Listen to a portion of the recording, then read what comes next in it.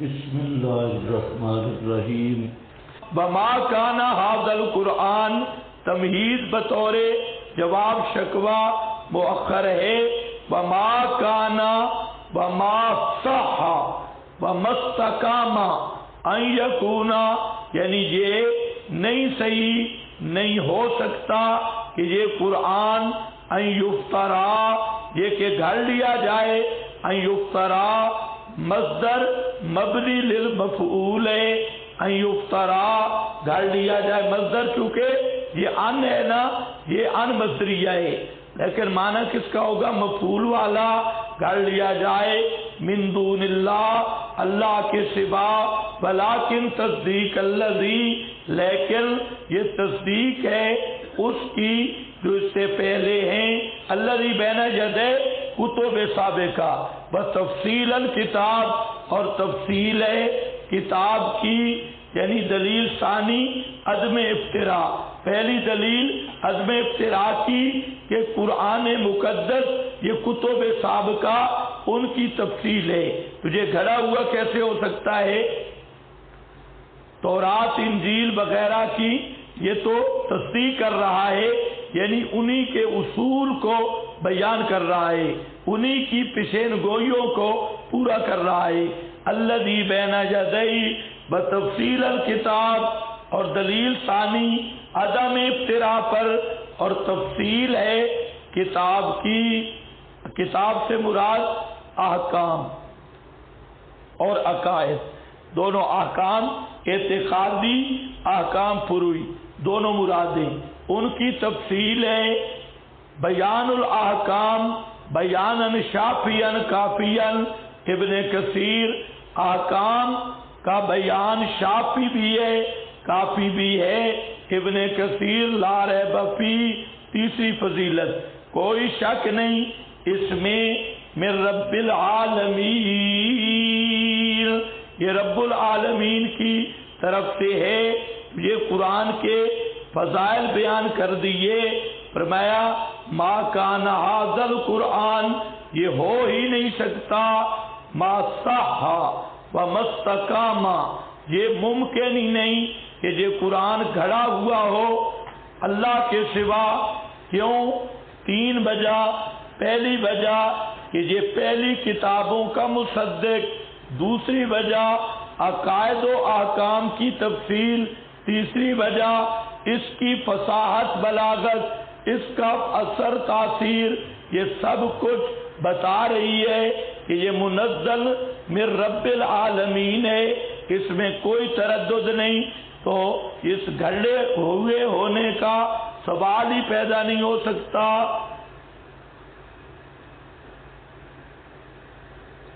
ہاں بھائی یہ دیکھیں،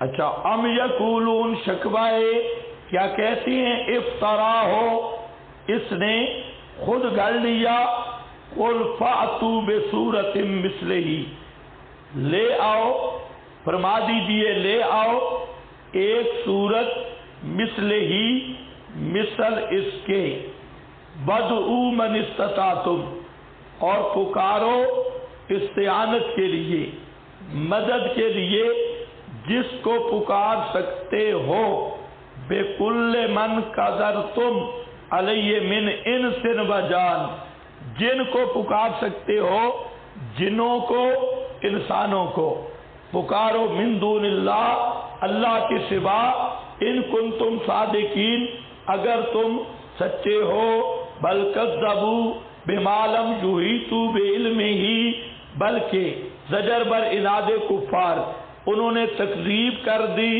ایسی چیز کی کہ نہیں گھیرا انہوں نے اس کو بعلمہ ہی، ساتھ اپنے علم کے، ولما یاتہم، اور نہیں آئی ان کے پاس تعبیل اس کی، تکذیب قرآن کا نتیجہ یا بیان قرآن کی صداقت، تعبیلہ دونوں معنی، تعبیل تکذیب قرآن کا رزلٹ اور نتیجہ، یا بیان قرآن کی تصدیق، کذالک کذب الذین، اسی طرح جھٹلایا ان لوگوں نے جو ان سے پہلے تھے، پس دیکھ کیسے تھا انجام ظالموں کا، ومنہم، اور ان میں سے بعض وہ ہیں جو ایمان لے آویں گے ساتھ اس قرآن کے، ومنہم، اور بعض ان میں سے وہ ہیں جو ایمان نہیں لے آویں گے بہی، ساتھ اس قرآن کے، اور رب تیرا اعلم، خوب جانتا ہے، بالمفسدین، فساد کرنے والوں کو۔ اب دیکھیں بھئی، ام یقولون افتراہ، قل فاتوا بسورۃ مثلہ، ذرا سورہ بقرہ نکالیں، ان کنتم فی شک، ان کنتم فی ریب مما نزلنا علی عبدنا فاتوا بسورۃ،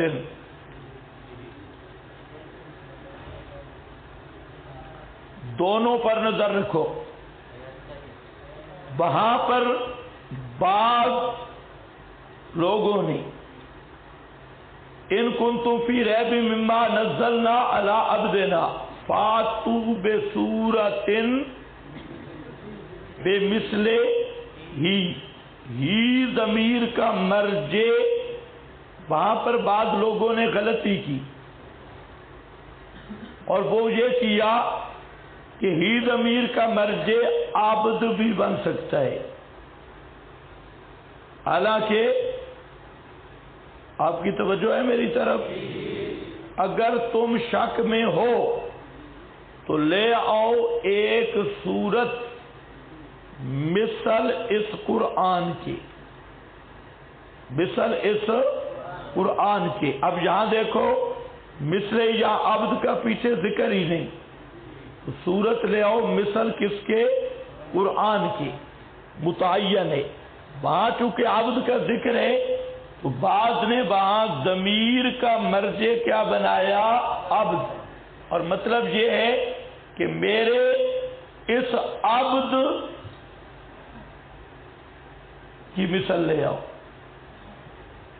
فاتوا بسورۃ بمثلہ، جیسے میرا پیغمبر امی ہو کر قرآن پیش کر رہا ہے، تم میں سے بھی کوئی امی آدمی ہو میرے عبد کی مثل امی ہونے میں، اور وہ ایک صورت بنا کے لے آئے۔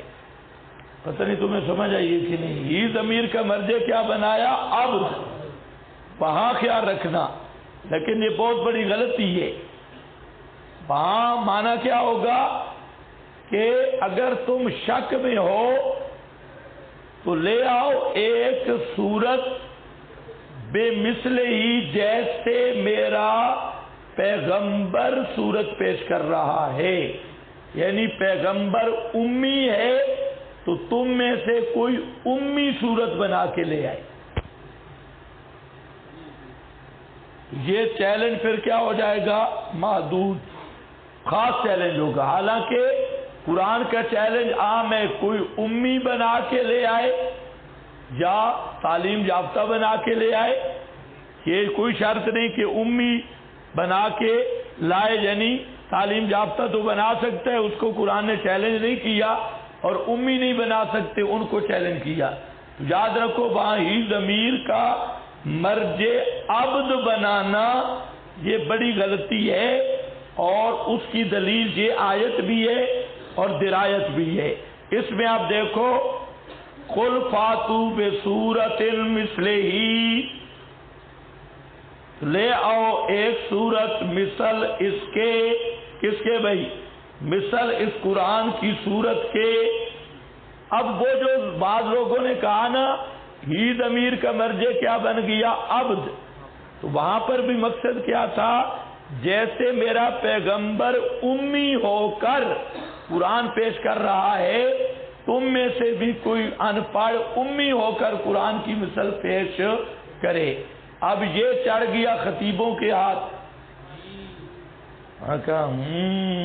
انہوں نے تقریریں بنانی شروع کی کہ قرآن کی صورت جیسی صورت لاؤ، جوان کی صورت جیسی صورت لاؤ، اور اس کو کہو ڈنگر، وہ سورت سواد کے ساتھ ہے، یہ سورت سین کے ساتھ ہے، تمہیں کوئی سمجھ بھی نہیں ہے۔ زبان کی صورت لاؤ، وہ صورت کس کے ساتھ ہے؟ سواد والی صورت ہے۔ اور قرآن والی صورت کون سی ہے؟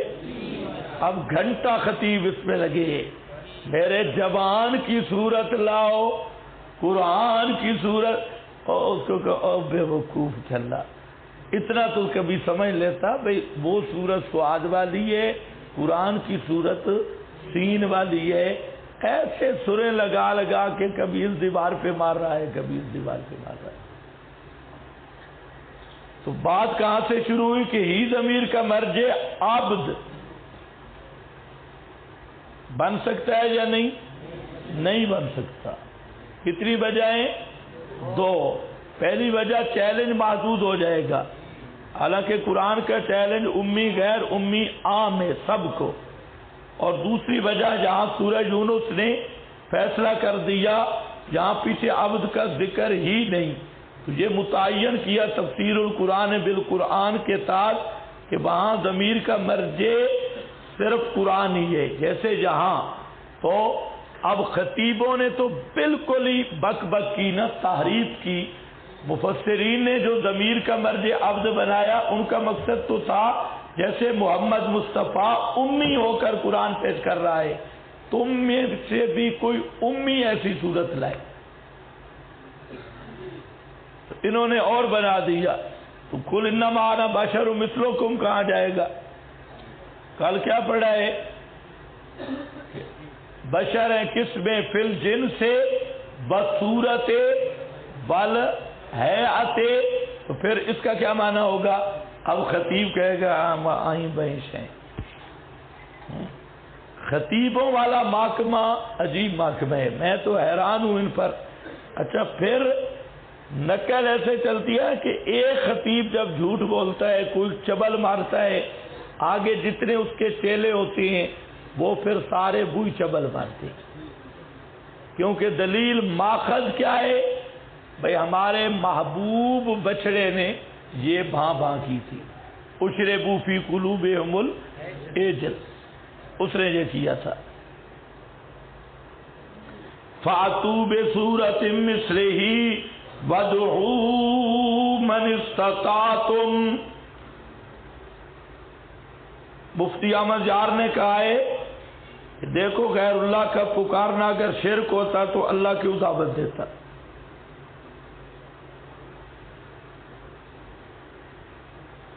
سمجھ گئے؟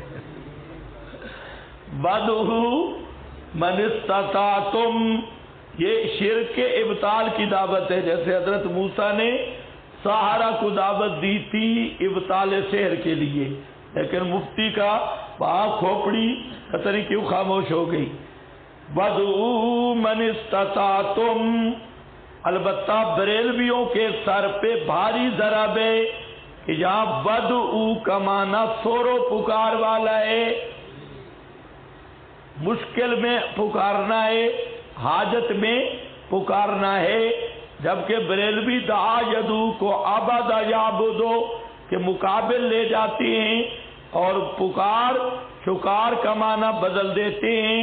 اس لیے میں نے نیچے لکھا ہے وَادْعُوا لِلْاِسْتِعَانَةِ بِهِ، وَادْعُوا یہ نصف یہ مدارک، من استطاعتم من دون اللہ، اللہ کے سوا پکارو، ان کنتم صادقین، اگر تم سچے ہو کہ یہ میری تصنیف ہے، میں نے خود بنائی ہے۔ بل کذبوا، زجر اناد پر اناد کفار، اللہ فرماتے ہیں یہ ایسے ظالم ہیں، انہوں نے قرآن کو سمجھا ہی نہیں، انکار پہلے کرنا شروع کر دیا ہے۔ بھائی انکار تو تب کرتے پہلے قرآن کو سمجھ تو لیتے، قرآن سمجھتے پھر تمہیں پتہ چلتا ہے یہ کیسی کتاب ہے۔ انہوں نے پہلے ہی دور نہ جیسے جھلا آدمی ہوتا ہے، اس کو کوئی بات آپ کہیں تو وہ دور سے کہتے ہیں نا بھائی نہ، ہم تو سنتے ہی نہیں ہیں، یہ جھوٹ ہے، یہ جھوٹ ہے۔ بھائی اگلے کی بات تو سنو، یہ مشرکوں نے یہی کیا. اب اس اگلی ٹکڑا سمجھنا ہے. بل کذبوا، بلکہ تکذیب کی انہوں نے، بما لم، اس چیز کی کہ نہیں احاطہ کیا انہوں نے اس کے علم کے ساتھ، باعتبار صحیح کیا ہے، یہ غلط لکھا ہے، باعتبار فہم صحیح ہونے کے، یعنی صحیح طور پہ انہوں نے سمجھا نہیں، یا یہ بھی ہو سکتا ہے باعتبار فہم سقیم ہونے کے، ان کا فہم سقیم ہے اس لیے انہوں نے قرآن کو نہیں سمجھا. بیمار فہم ولما یاتہم، اور نہیں آئی ان کے پاس تعبیلہ. تعبیل کا معنی جہاں پر ہے قرآن کی تکذیب کرنے کا انجام. قرآن کی تکذیب کا انجام کیا ہے؟ عذاب. ابھی تک قرآن کی تکذیب کا انجام ان کے پاس نہیں آیا، ایک. اور دوسرا معنی ہے قرآن کی پیشین گوئیاں، قرآن پاک نے جو پیشین گوئیاں کی ہیں کہ ان قریب ان کافروں پر عذاب آئے گا، مسلمان غالب آئیں گے، توحید پھیلے گی.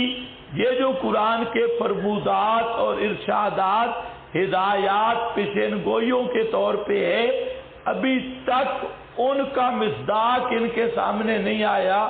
کچھ عرصہ دیکھتے تو صحیح کہ قرآن نے جو پیشین گوئیاں کی ہے یہ پوری ہو رہی ہے یا نہیں، تو ان کے پورا ہونے تک تو انتظار کرتے، لیکن ابھی تک وہ ان کا مصداق بھی نہیں آیا. انہوں نے پہلے ہی انکار کر دیا. کذالک، یہ کوئی نئی بات نہیں.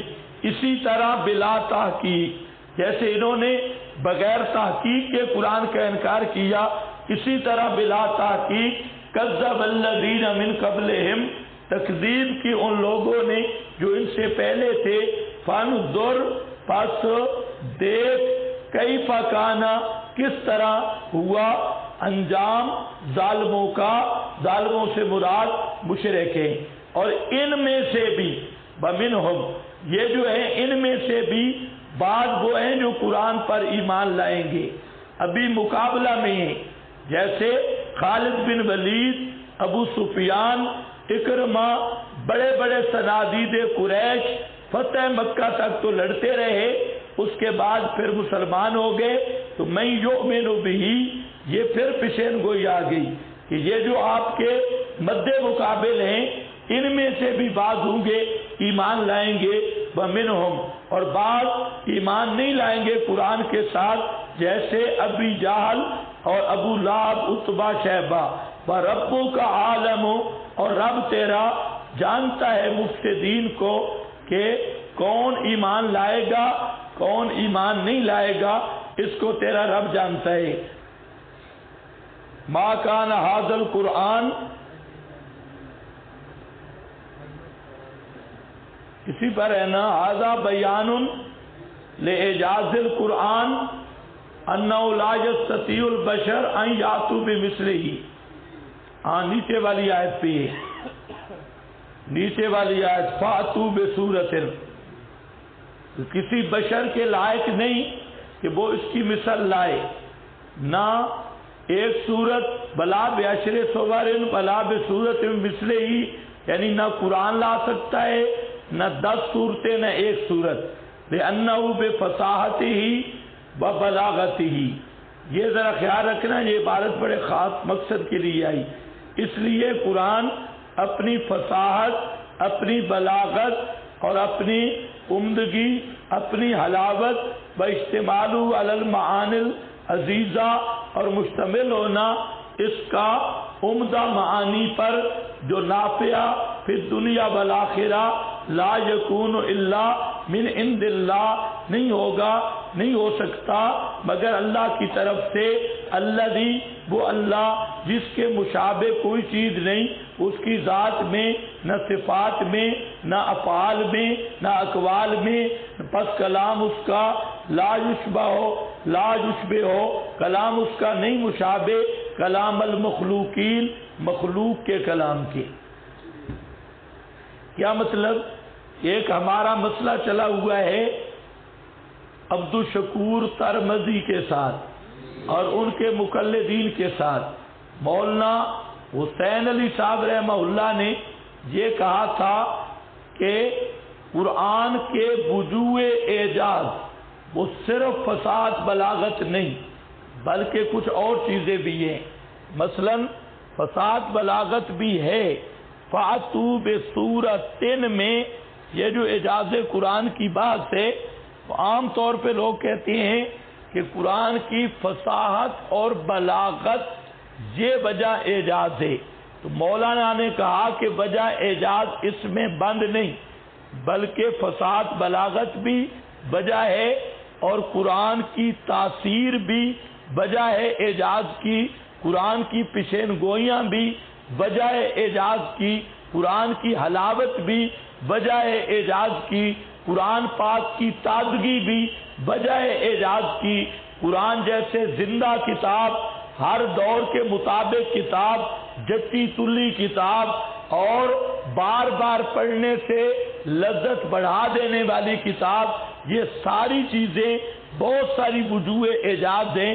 تو اس پر عبدالشکور ترمذی نے اعتراض کیا کہ دیکھو جی حسین علی نے سلف سے ہٹ کے بات کی ہے، وہ جو ہدایت الحیران ہے اس میں عبدالشکور ترمذی کے اعتراضات ہیں۔ تو اس میں نے یہ عبارت اس لیے لائی کہ حافظ ابن کثیر قرآن کے وجوہ اعجاز صرف فساد بتا رہا ہے یا کچھ اور بھی بتا رہا ہے؟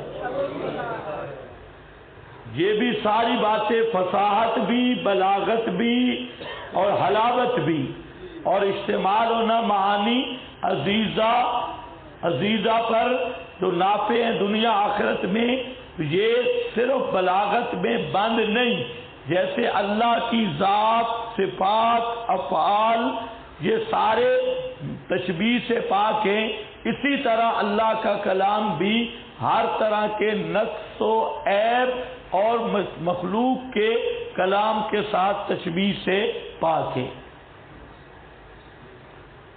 ایک دوسرا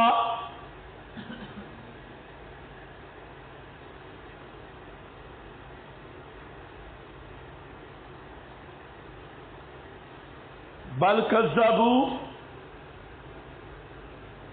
بالحق، یہ اگلا حاشیہ ہے، ولیکن تصدیق الذی بین یدہ، اس پر وہ تصدیق کا معنی پڑھ لو کہ قرآن پہلی کتابوں کا مصدق ہے۔ کیا معنی؟ اے من الکتب المتقدمہ ومہیمنا علیہ مبینا لما بقا فیہا من التحریف والتعدیل والتبدیل۔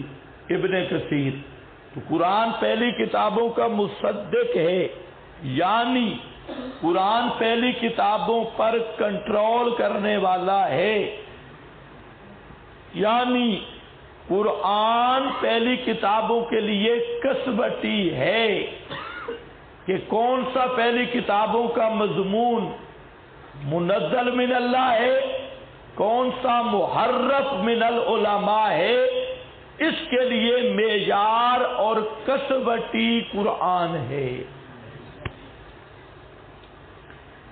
یہ اس عبارت میں تصدیق کا بالکل نیا معنی ہے۔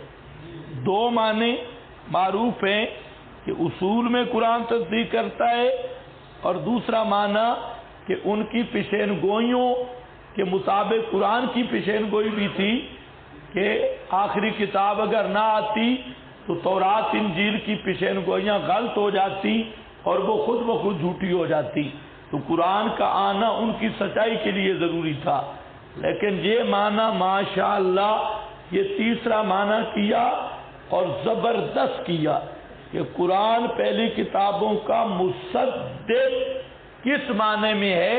مہیمن، اور مہیمن پر میں پوری بات کر چکا ہوں کہ پہلی کتابوں کی تحریف جو ہوئی اور جو مضمون منزل من اللہ ہے اس پر گواہ اور کنٹرول کرنے والا کون ہے؟ قرآن۔ اچھا، اللہ کی کتابوں کے لیے معیار قرآن ہے، تو مخلوق کی کتابوں کی کسوٹی کیا ہوگی؟ اس کے لیے کوئی اور کسوٹی ہوگی؟ اس لیے ہم پوری دنیا کو چیلنج کے ساتھ کہتی ہیں کہ پوری اس کائنات میں ہر علم کی کسوٹی قرآن ہے، چاہے وہ علم روایت ہو، چاہے جو علم نکال لو، سب کی کسوٹی قرآن ہے۔ ایک اہل حدیث میرے پاس آیا، وہ محمدیہ کا فارغ تھا گجرا بالا سے، تو بڑا تیز ذہین لڑکا تھا، شاید ادھر بیٹھا بھی ہو کیا پتہ۔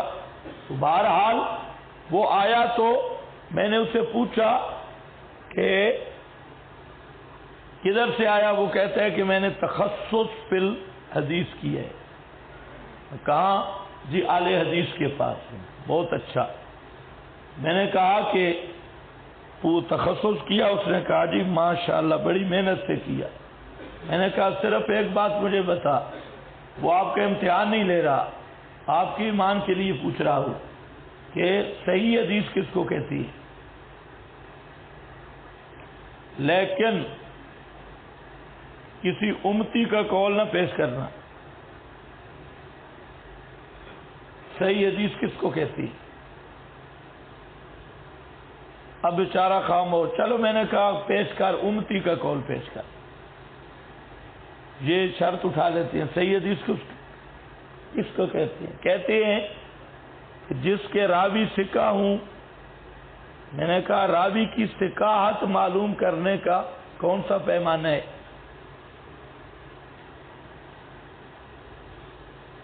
ایک راوی ثقہ ہے، کیا پیمانہ ہے؟ آپ وہاں 2 سال رہے، آپ کے اساتذہ سے آپ ملے، آپ کو پتہ ہے کہ آپ کے اساتذہ بالکل ثقہ ہیں، کیا اساتذہ کو پتہ ہے کہ تو ثقہ ہے؟ کیسے پتہ چلے گا راوی ثقہ ہے؟ کوئی اس کے لیے معیار؟ اب بیچارہ خاموش۔ کہتے ہیں سند متصل ہو۔ چلو یہ کیسے پتہ چلے گا کہ درمیان میں کوئی راوی نہیں تھا؟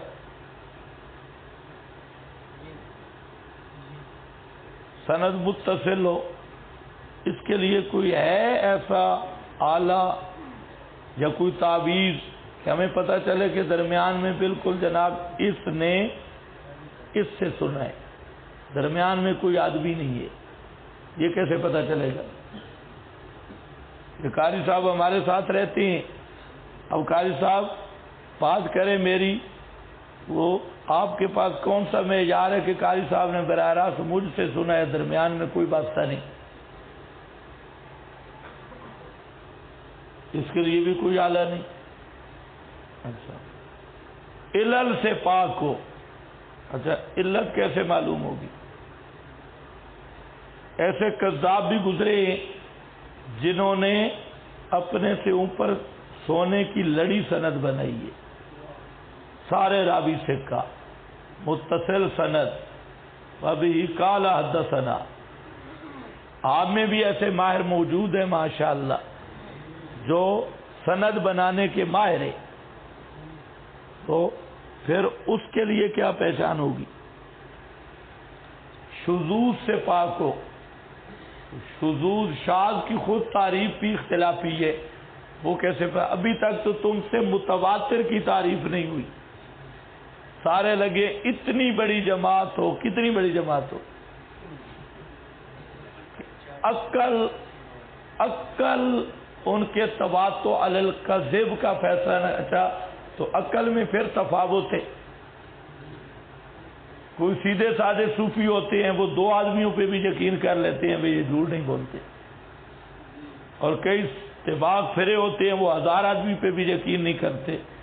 پھر تواتو علی الکذب پر عقل فیصلہ کرے کہ جھوٹ پہ یہ جمع نہیں ہو سکتے۔ بھائی عقل جب ایک جیسا ہے نہیں یہ فیصلہ کیسے ہوگا؟ کچھ آپ کو سمجھ آ رہی ہے میری بات؟ تو پھر حتمی فیصلہ کیا ہوگا؟ ہم ان اصولوں کا انکار نہیں کر رہے، لیکن یہ اصول جو آپ نے بنائے ہیں یہ کاوش ہے بندوں کی، اجتہادی چیزیں ہیں جو آپ کے پاس ہر علم کا قطعی کسوٹی ہے، وہ قرآن ہے جس میں کوئی شک نہیں، لا ریب کسوٹی قرآن ہے۔ اس لیے پہلی کتابوں کا بھی قرآن مصدق ہے، بعد والی کتابوں کا بھی قرآن مصدق ہے، اللہ کی پہلی کتابوں کا بھی قرآن مصدق ہے، مخلوق کی ساری کتابوں کا بھی قرآن کسوٹی ہے، اور روایات کا بھی قرآن میزان ہے، حکایات کا بھی قرآن میزان ہے۔ تو اس کائنات میں اللہ کی سب سے بڑی حجت اور سب سے بڑی قطعی برہان وہ قرآن ہے، اور قرآن صرف کتاب نہیں، یہ المیزان ہے، کسوٹی ہے، المہیمن مہیمنن علیہ مصدق ہے۔ پوری کائنات میں کوئی کسی چیز کا معیار قطعی نہیں ہے، سب کے لیے قطعی کسوٹی معیار وہ صرف قرآن ہے۔ لیکن یہ بات ملا کو سمجھ نہیں آتی، ملا فوجی کا خط لے کے بیٹھے ہے، کوئی ادھر کوئی ادھر۔ اللہ کرے تمہیں سمجھ آ جائے۔ قرآن کی یہ عظمت ہے، لوگ قرآن قرآن کرتے ہیں اور قرآن کی عظمت نہیں سمجھتے۔ قرآن کی عظمت تو یہ ہے۔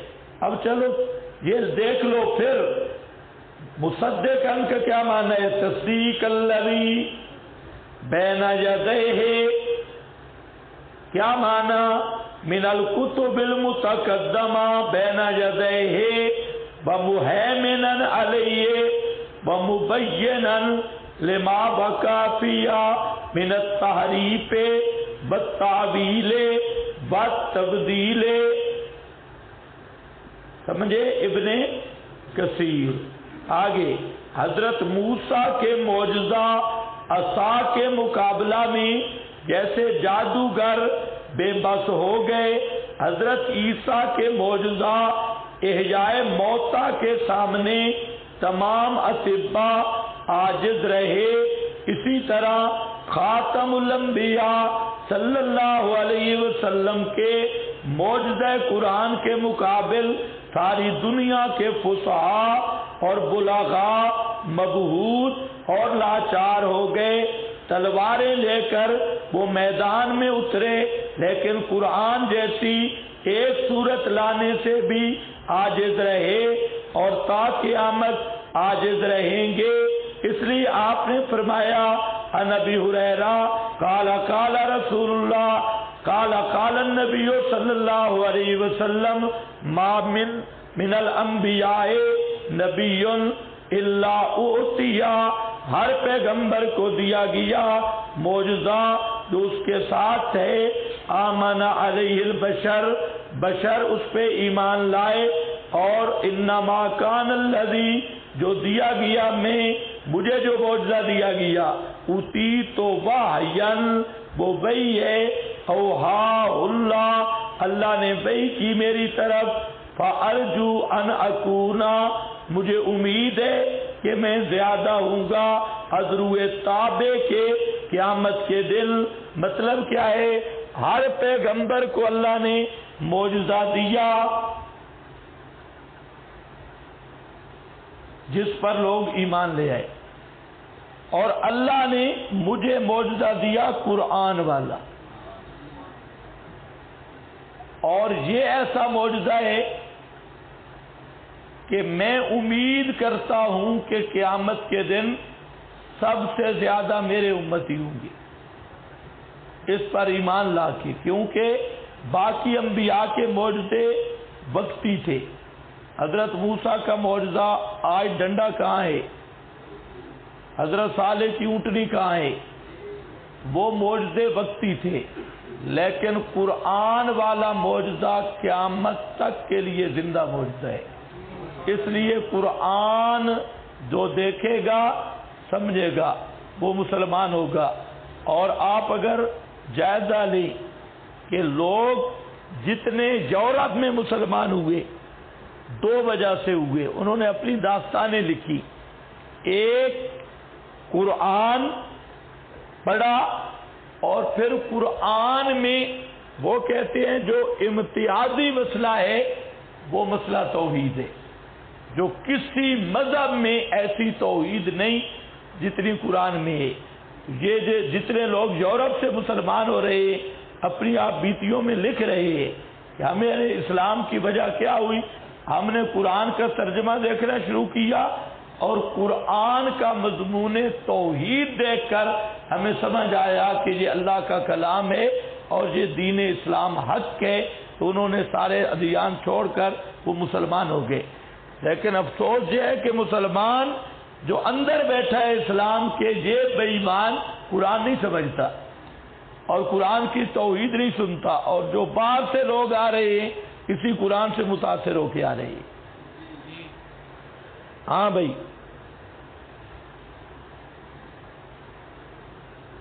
اس کے بعد بل کذبوا بما لم بل سارعوا الی التکذیب بالقرآن، اول سما میں انہوں نے قرآن کی تکذیب میں جلدی کی پہلے اس سے کہ اس کو سمجھ لیتے، وَيَعْلَمُوا كُنْهَ أَمْرِهِ، اور اس کی حقیقت کو سمجھتے، وَقَبْلَ أَن يَتَدَبَّرُوهُ يَقِفُوا عَلَىٰ تَأْوِيلِهِ وَمَعَانِيهِ، قرآن کے معانی تعویل سمجھنے سے پہلے انہوں نے مقابلہ شروع کر دیا۔ لما یاتہم تعویلہ، یہ اشارہ ہے الی عدم جہدہم و اجتہادہم فی طلب اسرار ما تضمنہ القرآن، یعنی انہوں نے کوشش ہی نہیں کی ان رازوں کی طرف جن کو قرآن متضمن ہے۔ سارعوا الی التکذیب بما لم یفہموہ ولم یعلموا تفسیرہ، تفسیر سمجھی نہیں، تکذیب پہلے۔ آج اسی طرح ہوتا ہے، بھئی خدا کے بندے تم سنو تو صحیح، کیا کہتے ہیں، نہیں نہیں اس کے پاس جاؤ ہی نہیں، ان کے پاس اس کی بات سننی نہیں، اور سنو تو صحیح نا، سن کے پھر تکذیب کرنا۔ اسی طرح وہ مکہ والے مشرک تھے، وہ کہتے ہیں توبہ توبہ اس کی سنو ہی نہیں، قریب ہی نہ جاؤ۔ اللہ فرماتے ہیں اور سمجھو تو صحیح نا، قرآن میں ہے کیا باروں بار ڈھول بجا رہے ہو، چالو بڈیو چل، یہ باروں بار کے ڈھول۔ حضرت قاضی صاحب فرماتے ہیں میں وہاں گاڑی میں بیٹھا تھا تو ایک آدمی موٹا تازہ آ گیا اور کافی موٹا، موٹا سمجھتے ہو نا، صحیح سنڈا، تو وہ سیٹ پہ بیٹھ گیا، ساتھ اب دو کمزور آدمی تھے اور یہ پوری سیٹ پہ آ گیا۔ جب گاڑی کو جمپ آتے یہ ہلتا، اس پہ لگتا، اس پہ لگتا، پھر اس کو نیند آنے لگ گئی، اور پھر کبھی گردن اس پہ ڈالتا، کبھی وہ ایک آدمی کھڑا ہو گیا، اس نے ہاتھ جوڑے، اس نے کہا گاڑی میں شور، اس نے کہا ساڈا کی قصور ہے، آپ نے بھی تو کرایہ دیا ہے، ہمارا کیا قصور ہے؟ وہ شروع ہے ساڈا کی قصور ہے۔ ہاں یہ سارے ایسے ہیں بے ایمان، باروں بار شور ہی شور ہے ان کا۔ ہاں بھائی، فلما یاتہم ہو گیا التسہیل بأن تکذیبہم بہ انما ہو بسبب عدم علمہم بہ لما ان ادارت الحکم علی الموصول۔ اے زبردست، یہ ضابطہ میں آپ کو بار بار بتاتا رہا، اس کا ماخذ آ گیا ہے، اس کو ذرا سمجھو۔ کیا ہے؟ حکم کو دائر کرنا موصول پر یہ مشعرۃ بعلیت ما فی حیض الصلہ، ایک ضابطہ میں بار بار بتاتا رہا ہوں کہ موصول صلہ کا مقام علت کی ہوتی ہے، اہم ضابطہ ہے، اہم یہ ان ادارۃ الحکم علی الموصول، موصول پر حکم کو دائر کرنا مشعرۃ بعلیت ما فی حیض الصلۃ لہ، تجھے پتہ بتلاتا ہے علت کا جو چیز اس کے لیے صلہ میں ہے۔ اہم ضابطہ ہے بابا، اللہ تعبیل ولم یبلغ اذہانہم معانی الرائقہ، ان کے ذہنوں تک جو اس کے عمدہ معنی ہے پہنچے ہی نہیں، جو خبر دینے والے ہیں عن علوم شان ہی، اس قرآن کی عظمت کی، اور تعبیر عن ذالکہ باتیان التعویل للاشعار بان تعویلہ متوجہ الی الاذہان منساک الیہ بنفسہ، یہ جو آگے ذکر کیا کہ لما یاتہم تعویلہ، یہ لفظ ذکر کیا، اس کا مطلب ہے کہ تعویل جو ہے یہ ذہنوں میں آ سکتی ہے، لیکن انہوں نے اس کی کوشش ہی نہیں کی، اور لم یاتہم بعد یا بعد میں آئے گی تعویل ما فی من الاخبار بالغیوب، جو قرآن کی پیشین گوئیاں میں نے معنی کر دی ہے، قرآن کی پیشین گوئیاں ہیں، غیب کی خبریں، ان کا مصداق آنے والا ہے، حتیٰ کہ ظاہر ہو جائے گا کہ یہ سچ ہے یا جھوٹ، اور معنی یہ ہے کہ قرآن موجز ہے من جہت النظم والمعنی، نظم کے لحاظ سے، معنی کے لحاظ سے، ومن جہت الاخبار بالغیب، اور اخبار بالغیب کے لحاظ سے بھی، وہم قد، اور وہ انہوں نے اس کی تکذیب کی ہے پہلے اس سے کہ قرآن میں غور فکر کرتے، اس کی نظم میں یا فکر کرتے اس کے معنی میں۔ ابو سعود اس میں بھی قرآن کی وجوہ بلاغت اور بھی بتا دی ہیں، وجوہ اعجاز، اخبار بالغیب وغیرہ، یہ بھی وجوہ اعجاز ہیں، صرف فساد بلاغت نہیں جو ابھی فصلہ میں بیان کر رہا تھا۔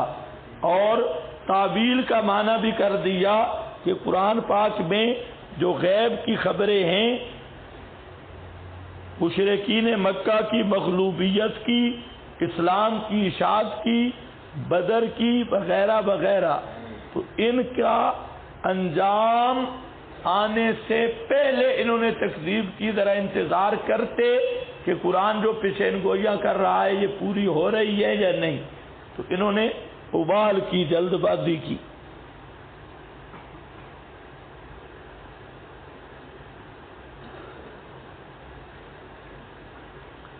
حضرت ابو موسیٰ فرماتی ہیں، فرمایا رسول اللہ صلی اللہ علیہ وسلم نے میری مثال اور مثال قرآن کی، مثل ما بعثنی، جس پر اللہ نے مجھے بھیجا وہ قرآن ہے، جیسے آدمی ہے آیا ہے قوم کے پاس، فقال رأیت، اس نے کہا میں نے دیکھا لشکر کو اپنی آنکھوں سے، وَإِنِّي أَنَا النَّذِيرُ الْعُرْيَانِ، میں واضح ڈرانے والا ہوں، فَالنَّجَا النَّجَا، بچو لوگو بچو، فَأَطَاعَتْهُ، ایک طائفہ نے اس کی اطاعت کی، وہ اپنے حفاظت میں داخل ہو گئے، بچ گئے، اور وَكَذَّبَتْ، ایک جماعت نے تکذیب کی اور جیش نے اس پر حملہ کیا اور ان کو لتاڑ دیا۔ تو اسی طرح میری مثال ہے، مطلب کیا ہے کہ میں قرآن پاک کی بارش لے کے آیا اور ڈرا رہا ہوں کہ لوگوں آؤ قرآن مانو، آؤ قرآن مانو، اسی میں نجات ہے، جو مانے گا وہ کامیاب ہوگا، جو نہیں مانے گا وہ تباہ ہو جائے گا۔ ہاں بھئی، دیکھو